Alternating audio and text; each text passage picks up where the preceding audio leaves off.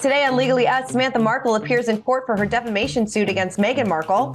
We go inside Brooklyn and Nicola Peltz Beckham's wedding drama, plus why Eminem is facing off against the cast members of The Real Housewives of Potomac. We've got that plus so much more on today's Legally Us. Hey everyone, welcome to Legally Us. I'm Christina, and Nima Rahmani is off this week, but filling in. So excited to be joined by Ron Zambrano. He is the Employment Litigation Chair and Partner at West Coast Trial Lawyers. Hi, Ron. How are you?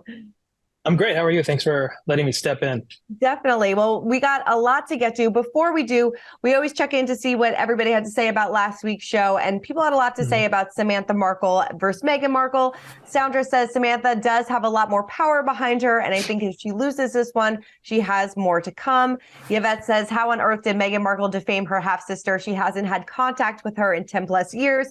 No malice on Meghan's part. Samantha has been brutal and stalking Meghan. A lot of people, either team Samantha or team Meghan on this one.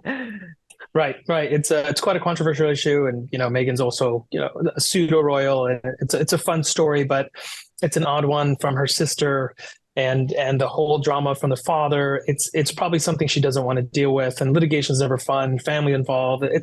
I feel bad for everybody involved in the family, but it feels, I'm probably leaning towards Team Meghan more than anything, even though I'm probably not supposed to say that. Totally. Well, let's dive into this one a little bit more because Samantha did appear in virtual court in her defamation suit against her, saying that Meghan tarnished her name by fabricating a rags to royalty narrative. So she, like we said, sued Meghan in federal court in Florida for making false and malicious statements about her to a world audience during her 2021 interview, CBS Tell-All interview, and the 2020 book, Finding Freedom. Samantha says that Meghan orchestrated the campaign to defame and destroy her sister's and father's reputation and credibility in order to preserve and promote the false rags to royalty narrative. Samantha's lawyer said that this false narrative put out by Meghan harmed her client. And that Meghan's lawyer, Michael Klemp, however, said Samantha has no grounds to sue for defamation. The judge in this case said that she was really struggling to see how Meghan published her so-called defamatory statements against Samantha, a requirement in such lawsuits. It seems that maybe this case might be dismissed now. Do you foresee that happening? Maybe on the technicality, especially with the comments by the judge. There's many elements to defamation. It's a very, very old claim, but one of them is that it needs to be published. And if the judge finds that they weren't published as a matter of law, then the judge goes, you don't even get to talk about the merits or what harm there was. I think the other one is, how is this hurting Samantha? How has she got some type of cognizable damage? Did she lose money? Did she lose a contract? That's going to be a hard one to kind of point to too, because if anything, Samantha's profile has been elevated because of Meghan. So it's one of those things. I think a jury would be very sympathetic in that context. But yeah, on a technicality, it could be dismissed. It's interesting because I think just last week, Nima and I were saying that a judge ruled that Meghan could testify, and now it's kind of changing so quickly. Is that normal as well? Yeah, so a lot of the times judges who are intellectually honest want to have an opportunity to hear evidence, even though they're not making a ruling as to whether something can come in or not. Sometimes very, very early, especially federal judges, they can kind of do whatever they want. They could be like, listen, on this very, very specific issue, I just want to hear what people have to say. And I might change, I might lean one way just by hearing that. And it's very, very unique to the federal system with federal judges who are pretty much can rule their castle however they want. It's interesting that Samantha is using Finding Freedom since Meghan didn't even write that book. So how is that even being thrown into this case? Shouldn't she be going after the writers of that book for defamation then? She should. But I guess the theory would be that there's a source, right? That supposedly Meghan was a source. Right. And that's the implication. But it's very bad, respectfully, it's very bad lawyering, very bad pleading from the standpoint. If anything, you should bring everybody in versus just concentrating on one defendant. It's kind of like Civ Pro 101 for attorneys. If you got more than one defendant, you can bring after all of them, so you can see where the pockets are and who's likely to pay. Mm-hmm. So if this case gets dismissed, is there anything left for Samantha Markle to do, or this kind of just disappears? You would think it would likely disappear, especially if there's a dismissal on the merits. If there's a dismissal on the merits, it can absolutely should go away. If it's dismissed on a procedural issue, technically, if she's within the statute of limitations, she could bring it back at any forum. Interesting. All right. Well, Mhm. the Meghan and Harry are still in the news, but in a different way because they were portrayed on an episode of South Park. It was titled "The Worldwide Privacy Tour." A source told Spectator that Meghan has been upset and overwhelmed by the episode's release and annoyed by South Park, but refuses to watch it. I mean, they described this. So a Canadian royal couple. They dubbed them the prince and his wife, which clearly parodied the couple. They begged for privacy while drawing attention to themselves in a spoof-like way.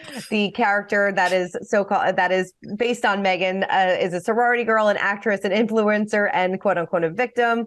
Well, a royal expert told Fox News that their legal team could take action. It appears that this isn't going to happen because they did release a statement saying that they're not going to move forward. But what kind of legal action could they have taken if they wanted to? So, at least here in the United States, under the First Amendment and free speech, there's a very good body of law about that satire and parody, which is what South Park is very famous for, is protected speech under the First Amendment. And the idea is that if no one really believes this thing to be true, even though you know who we are all referring to, it really isn't going to, quote unquote, damage you. So if everybody sees something, you know, they've done Trump episodes, they've done, I think, Obama episodes. Everybody watching that goes, we know this isn't reality. We know that, you know, these people didn't really do this at any site. This is just purely for entertainment. And no one's going to act against, you know, either the prince or Meghan based on what's in reality, right? So that's the issue. It's protected speech. It's an old case. The most famous one is a Larry Flynt case. Mm-hmm. Yeah, hopefully they could just take a joke and laugh along with everybody. And I feel like you said, South Park kind of covers their bases by not naming them by name, so they can't really be like, well, this is about Meghan and Harry, and they can argue that it's not. Right. It makes it even more less likely to harm them, right? It's such satire, such parody that it's protected speech. Definitely. All right. Moving on to Brooklyn Peltz Beckham and Nicola Peltz Beckham. They tied the knot back in April of 2022, but details surrounding their wedding is still unfolding and things are getting messy. So her father, who is a billionaire investor, Nelson Peltz, he filed a lawsuit against two of her wedding planners, Nicole Bragin and Ariana Grijalba, alleging that the two of them failed to refund $160,000 deposit that he paid them. So he claimed that they couldn't handle the expectations of the guest list, which included 500 people, including celebrities, athletes, dignitaries, you know, A-list. So they traveled from all around the world to get there. They allege that the planners exaggerated their abilities to deliver on their expectations. The filing states that Peltz had presented them with the opportunity of a lifetime to have their names associated with the wedding of two world famous celebrities, which would undoubtedly propel into wedding planning stardom. In reality, however, it later became clear that PDE viewed this as an opportunity to take advantage of Peltz by making material misrepresentations on both their website and in person regarding their experience and expertise. Well, they countersued, saying that they were just hired 6 weeks before the wedding. They were asking for more than $50,000 in damages and accusing the family of making difficult demands on short notice. So this is getting pretty messy. It's interesting that it's happening almost a year after the wedding actually took place. Are you surprised that he's this billionaire guy going after these two wedding planners for $160,000? At a certain level, no, because people become billionaires by counting every dollar, right? This is a classic over-promising, under-delivering scenario where if someone has to be satisfied with someone's service and you don't deliver, they're going to be like, listen, I didn't get the level of service I paid for. You owe me money back. You know, and to regular people, you know, $170,000 is not a small amount of money. And I think it may not feel like it, but I think he's right to be like, listen, I want my money back because you didn't deliver it. If in fact that's true. Now the countersuit, I really don't understand it. I could see it being dismissed out of hand. Like, I don't know what it's based on. You know, you're a difficult client is really not a claim.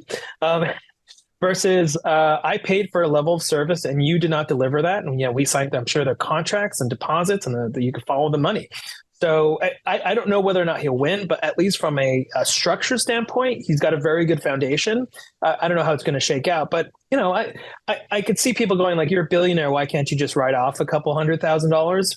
I think they're billionaires because they never do that. Mm-hmm. No, you're exactly right. Do you feel like this will settle? Would something like this ever go to trial?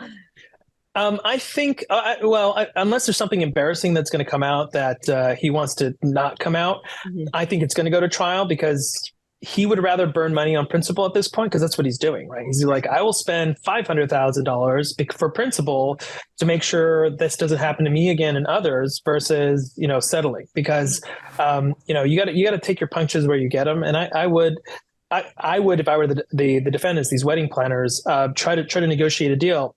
But they say, even bad news is good news when it comes to promotions. Right. No, and like you said before, the countersue is interesting because $50,000 in damages is a lot less than what he's asking for. So you would think maybe if you're countersuing, I don't know, if you're countersuing that you would countersue for more, correct?